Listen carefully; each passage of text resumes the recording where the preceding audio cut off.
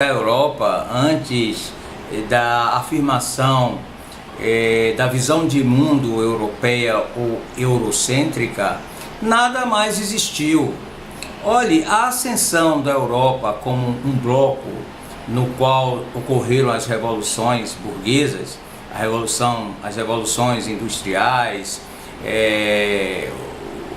a afirmação da razão sobre o instinto, sobre as crenças, sobre os mitos, né? As revoluções ditas científicas, né? Isto é fato de 4 séculos, cerca de 4 séculos. Mas a humanidade, a experiência humana sobre o planeta Terra remonta a milênios, a 40 mil anos ou até mais. Quer dizer, será que nada mais foi produzido em termos de inteligência, em termos de conhecimento, antes da Idade Moderna, antes do século XVI para cá?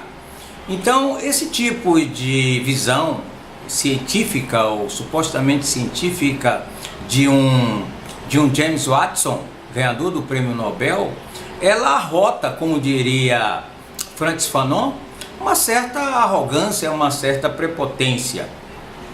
Em verdade, ideias como essas não são ideias novas. Quando a Europa se impôs ao resto do mundo, a Europa, digo, alguns agentes, algumas nações europeias, né, passaram a dominar o mundo, a colonizar o restante do planeta. Veja, até o final da Primeira Guerra Mundial, em 1919, 2/3 da superfície da Terra, diz bem o Edward Said, era domínio colonial, principalmente de 5 potências europeias, né? A Grã-Bretanha, a França, Portugal, Espanha. Principalmente esses países controlavam nada menos que 2/3 de toda a superfície terrestre até a segunda ou terceira década do século XX. Para obter esse domínio, né, os europeus criaram o argumento científico, né, as ciências, as ditas ciências, antropologia, geografia, sociologia, depois a psicologia, a psicanálise, etc. Tudo são criações em um determinado locus para afirmar a superioridade, vamos dizer assim, mental desses homens, dessa parte da Europa. Então não é nada de novo esse tipo de afirmação, de pregação do James Watson. Entretanto, isso tem que ser discutido e dimensionado. E James Watson, em verdade, ele está repetindo o que já pregou o criador do conceito de eugenia, né, o inglês Francis Galton, que foi o primeiro cara a produzir aquilo que seria um teste para medir a inteligência das pessoas, né? Depois você tem outros, o francês Alfred Binet e o William Stern, o Francis, aquele americano que foi muito importante, que em verdade criou o primeiro teste de QI. Inclusive ele cunhou o termo teste de inteligência, né? Intelligent Quotient, quociente de inteligência. O Leo Sterman, essas pessoas, eles têm um conceito de inteligência que precisa ser avaliado nos seus devidos termos. O que se chama de inteligência, né? Quer dizer, quais são os critérios para se chegar a determinar que uma pessoa tem menos ou mais inteligência do que outra, e o que seria a inteligência? Testes que avaliam a capacidade cognitiva, a capacidade comportamental ou de julgamento de determinado sujeito em relação ao seu contexto, em relação a determinados problemas que lhe são oferecidos, né? Quer dizer, são esses testes, provas. Em 50 minutos, um teste de inteligência vai fazer um julgamento de uma criança ou de um ser adulto para medir a capacidade dele, quer dizer, medir a sua idade cronológica, Quer dizer, que o teste é baseado exatamente na divisão da idade mental com a idade cronológica, e aí você chega a um quociente de inteligência. Mas o que seria isto mesmo? De qualquer forma, essa provocação deve ser analisada por todos nós no contexto local que eu digo dos países que foram colonizados como o Brasil, de uma população tão diversificada como a população brasileira, que tem um grande contingente de pessoas de pele escura, né? E as pessoas são julgadas, a sua capacidade intelectiva ela é julgada pela cor da pele. Veja que o Claude Lévi-Strauss tem um texto, se não me engano, da década de 1960, em que ele responde essa questão: a cor da pele, pode a cor da pele influenciar a inteligência? E a resposta dele é um retundo não. Ele diz que não, a cor da pele não influencia a inteligência. Em verdade, ele é um estruturalista, mas essa ideia de que as pessoas são inferiores biologicamente já estão questionadas desde o final do século XIX. Veja, o Franz Boas, o alemão que migrou para os Estados Unidos, Canadá, que foi até um dos influenciadores da obra de Gilberto Freire, dizia que as culturas e as pessoas, os indivíduos, não devem ser avaliados especificamente em comparação com outras culturas, e sim devem ser avaliadas, o seu valor deve ser avaliado intrinsecamente, e que o que torna, por exemplo, os negros em situação de ocupações inferiores num país como o Brasil, que foi um país escravista, um país que por mais de 300 anos, né, foi sustentado por esse tipo de relação econômica baseada no escravismo de seres humanos.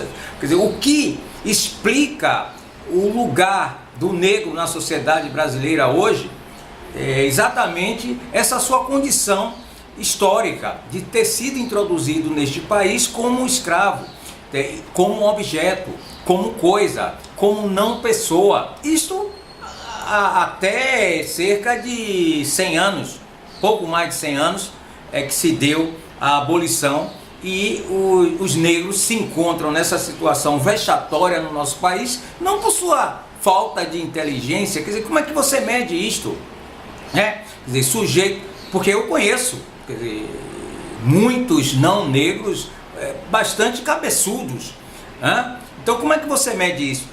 Um colega meu, Mauro Golpe Cetrone, ele contribui o seguinte: se você excluir os extremos, ou seja, aqueles super inteligentes em qualquer etnia, daqueles super menos inteligentes de qualquer etnia, você obtém uma média, quer dizer, uma grande média, né? Então, na grande parcela mediana, né, os seres humanos, eles têm a mesma capacidade cognitiva. Para isso, basta você oferecer a eles condições, né, pedagógicas, materiais, né, econômicas, né, condições para que eles desenvolvam as suas capacidades, as suas mais variadas capacidades. Então, esses testes de inteligência sempre foram bastante questionáveis e questionados.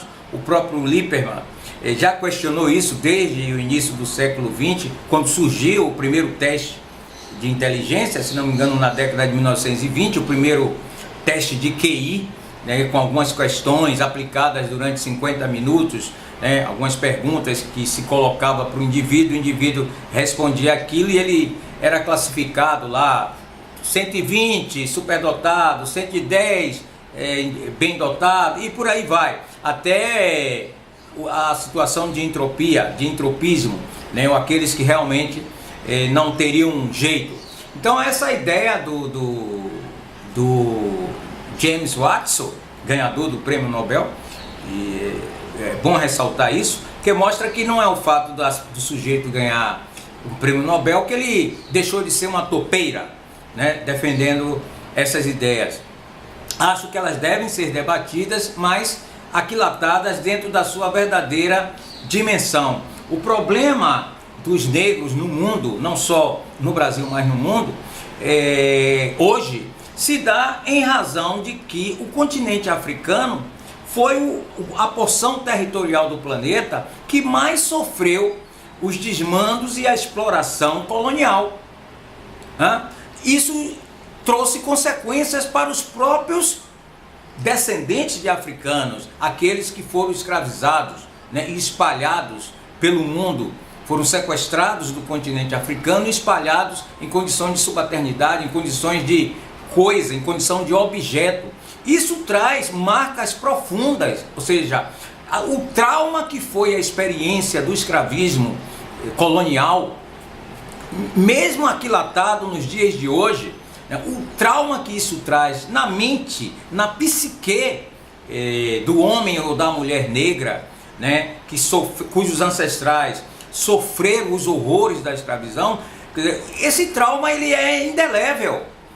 Quer dizer, o que eu costumo dizer é que cada um de nós estamos em 2019, cada um desses que descendem daqueles que sofreram os horrores da escravidão, cada um traz inscrito em alguma parte da sua mente, em alguma parte dos seus genes, exatamente este trauma. Daí esse esgarçamento entre nós, os negros, daí os medos que nós temos, daí a vontade que nós temos de fugir, né, os nossos traumas, né, as nossas frustrações. Quer dizer, tudo isso gera um certo, como é que eu posso dizer, meu Deus, um certo banzo, um certo cansaço, até mesmo um certo desencanto com o mundo, né? Então, o que eu costumo dizer é de que não se trata de aquilatar ou de medir capacidade cognitiva, mesmo porque o cara pode ser inteligente e existe inteligência para o mal, nem sempre a inteligência é para o bem, né? O Adolf Hitler que o diga, né? O Idi Amin Dada também que o diga, né? Luiz Inácio Lula da Silva que o diga. Vamos ver o que a respeito de Bolsonaro, né? Qual será a consequência da sua capacidade cognitiva de compreender o momento político e ganhar as eleições. Então, é algo que nós temos que refletir. Quando ando pelas ruas das cidades do Brasil e de outros países também, e vejo que os que estão nas condições mais miseráveis, né, aqui pelas Américas, né, em vários países das Américas, em Trinidad e Tobago, por exemplo, Venezuela, ruas da Europa, periferia da França, mesmo no Japão, em Tóquio, né, em regiões em que você, na Itália, você se defronta com imigrantes africanos ou imigrantes negros, né, naquela situação de miserabilidade, né, jogado nos cantos, né, como escolhos, com verdadeiros farrapos humanos, né. O que é isto? Isso não seria um reflexo não da sua incapacidade de desenvolvimento cognitivo, ou isso seria um reflexo do sofrimento histórico imposto a si, e que dentro de cada um de nós, psicologicamente, na nossa psique, está entranhada essas dores e esses horrores. Então não se trata, sob o meu ponto de vista, simplesmente de uma análise genômica deste fenômeno que faz com que os negros, mesmo agora no Brasil, no novo governo, estejam afastados do primeiro escalão de Jair Bolsonaro. Não há um negro nomeado por primeiro escalão. O que isso significa senão uma reprodução dessas desigualdades baseada no preconceito, né? Baseada